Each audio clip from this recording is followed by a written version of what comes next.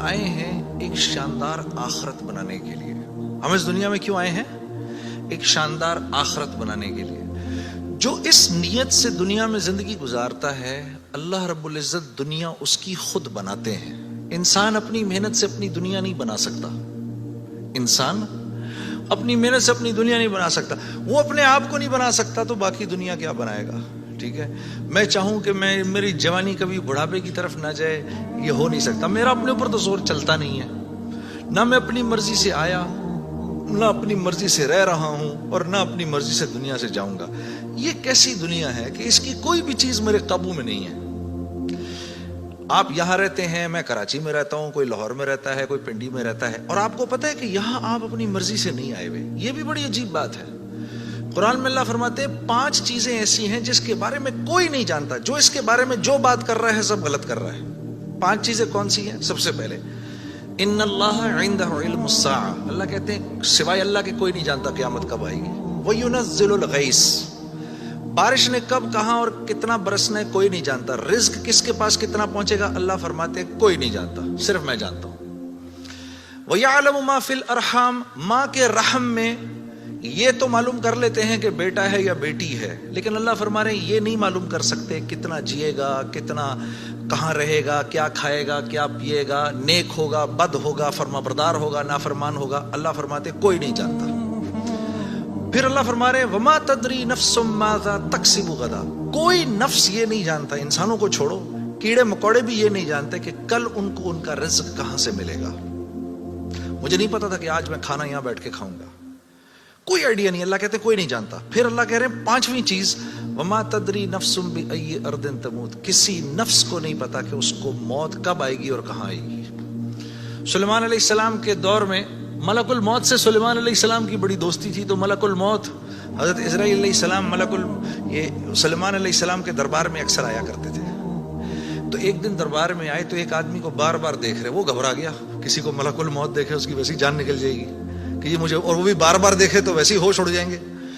تو اس نے سلیمان علیہ السلام سے کہا کہ جی ملک الموت مجھے بار بار دیکھ رہے ہیں، آپ ایسا کریں مجھے تو ہندوستان پہنچا دیں. تو انہوں نے ایک جن سے کہا اس کو ہندوستان پہنچا دو، تو ہندوستان پہنچا دیا ان کو.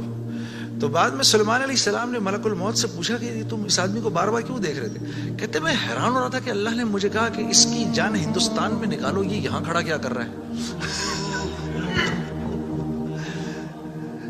وما تدری نفس بأی ارض تموت، کسی نفس کو نہیں پتا اس کو اس کی موت کل کہاں آئے گی. یہ 5 چیزیں کوئی نہیں جانتا. اب ان 5 چیزوں کا براہ راست ہماری زندگی سے تعلق ہے. تو پھر یہ کیسی زندگی ہے، یہ کیسی دنیا ہے جس کے بارے میں میں کچھ بھی نہیں جانتا.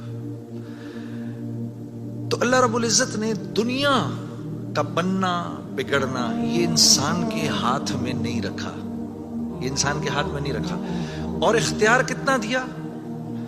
ہم کہتے ہیں نا بھائی انسان کو اختیار ہے. بھائی اختیار کتنا دیا؟ اختیار اتنا دیا، کسی نے حضرت علی کرم اللہ وجہ سے پوچھا کہ حضرت یہ میرے پاس دنیا میں کتنا اختیار ہے؟ کہا ایک ٹانگ اٹھاؤ اپنی. تو اس نے اپنی ایک ٹانگ اٹھا لی.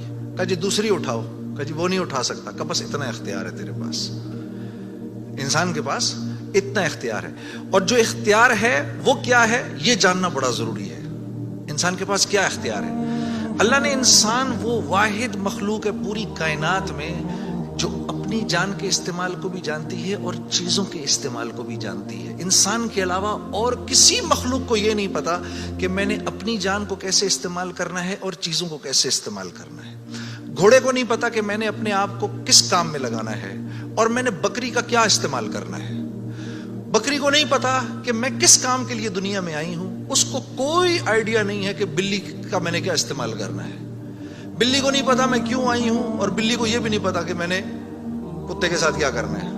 ٹھیک ہے، انسان وہ واحد مخلوق ہے جس کو اللہ نے یہ شعور دیا فَأَلْهَمَهَا فُجُورَهَا وَتَقْوَاهَا. میرے دوستو یہ وہ آیت ہے جس کو اللہ نے 7 قسمیں کھانے کے بعد بیان کیا. 7 قسمیں کھائیں اس آیت کو بیان کرنے سے پہلے. جیسے میں کہوں میری بہن اللہ کی قسم، رسول کی قسم، قرآن کی قسم، تیرے باپ کی قسم، تیری ماں کی قسم، 6 قسمیں تو یہ کھائیں. پھر آخر میں فرمایا وَنَفْسٍ وَمَا سَوَّاهَا، اچھا چل کسی کی قسم نہیں مانتا تو میرے بندے مجھے تیری جان کی قسم، فَأَلْهَمَهَا فُجُورَهَا وَتَقْوَاهَا، کل قیامت کے دن آ کے مجھے نہیں کہنا یا اللہ مجھے نہیں پتا تھا سیاہ کیا ہے اور سفید کیا ہے، مجھے نہیں کہنا کل یہ قیامت کے دن، کیونکہ فَأَلْهَمَهَا، الہام کیا ہے میں نے تجھے، الہام کیا ہے، اچھائی اور برائی کا فرق میں نے تیرے اندر ڈالا ہے اور یہ ڈال کے تجھے دنیا میں بھیج دیا ہے۔ جیسے کوئی بھی معاشرہ ہو اس میں سچ اچھا سمجھا جاتا ہے، جھوٹ برا سمجھا جاتا ہے، چاہے وہ مسلمانوں کا معاشرہ ہو چاہے غیر مسلموں کا ہو۔ بے ایمانی ہر معاشرے میں بری سمجھی جاتی ہے، ایمانداری ہر معاشرے میں پسند کی جاتی ہے، راست بازی، سچائی، بینگ اپ رائٹ، یہ ہر معاشرے میں پسند کیا جاتا ہے، اور ظلم ہر معاشرے میں برا سمجھا جاتا ہے، جسٹس ہر معاشرے میں اچھا سمجھا جاتا ہے، قتل ہر معاشرے میں برا سمجھا جاتا ہے۔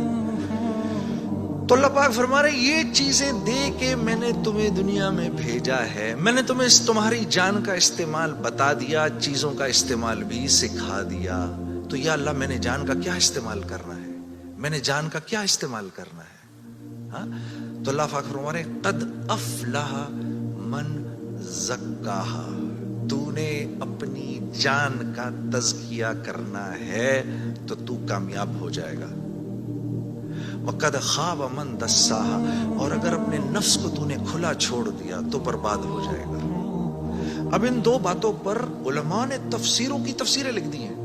اب نفس کا تزکیہ کیا ہے؟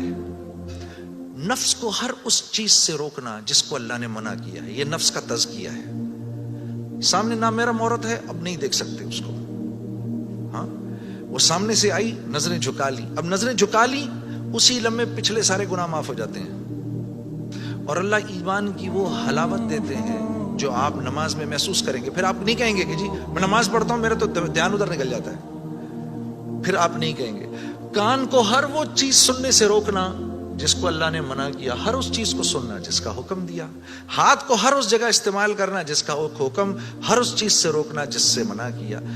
تو نفس کا تزکیہ اللہ فرما رہے ہیں جب تم دیکھ دیکھ کر میری رعایت رکھ کے زندگی گزارو گے تو تم اس دنیا میں کامیاب ہو جاؤ گے، اور تمہیں کامیاب کون کرے گا؟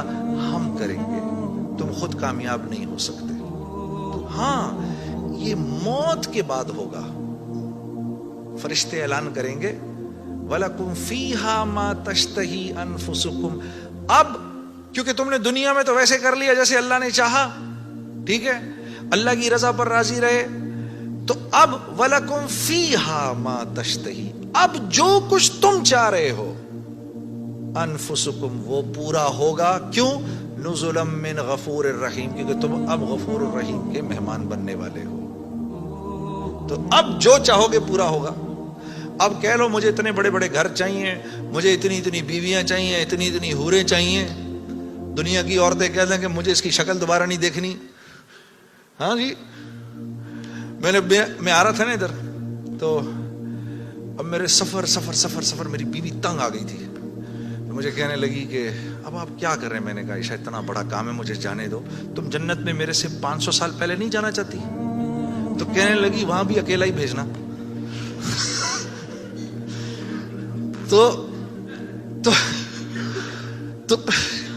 تو پھر مزے ہی مزے ہیں، پھر جو آپ چاہیں گے وہ ہوگا۔